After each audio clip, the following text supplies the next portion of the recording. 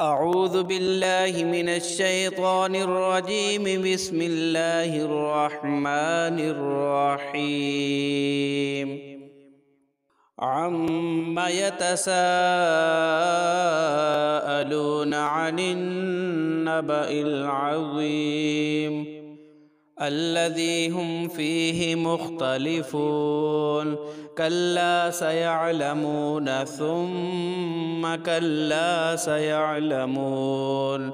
ألم نجعل الأرض مهادا والجبال أوتادا وخلقناكم أزواجا وجعلنا نومكم سباتا وجعلنا الليل لباسا وجعلنا النهار معاشا وبنينا فوقكم سبعا شدادا وجعلنا سراجا وهاجا وأنزلنا من المعصرات ماء ثجاجا لنخرج به حبا ونباتا وجنات ألفافا.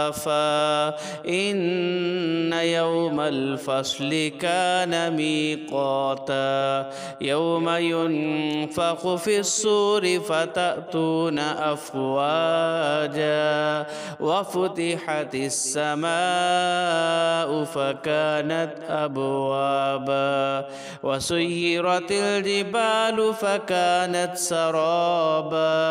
إن جهنم كانت مرصادا للطاغين مآبا لابثين فيها أحقابا لا يذوقون فيها بردا ولا شرابا إلا حميما وغساقا جزاء وفاقا.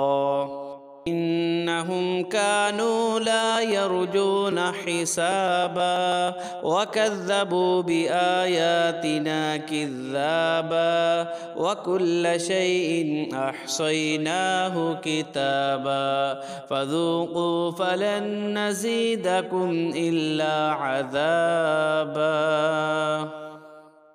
إن للمتقين مفازا حدائق وأعنابا وكواعب أترابا وكأسا دهاقا لا يسمعون فيها لغوا ولا كذابا جزاء من ربك عطاء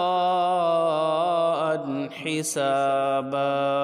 رب السماوات والأرض وما بينهما الرحمن لا يملكون منه خطابا. يوم يقوم الروح والملائكة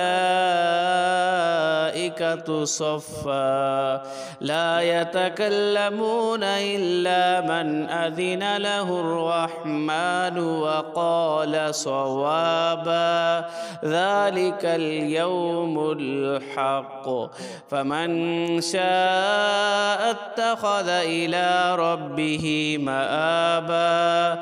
إنا أنذرناكم عذابا قريبا يوم ينظر المرء ما قدمت يداه ويقول الكافر يا ليتني كنت ترابا. صدق الله العظيم.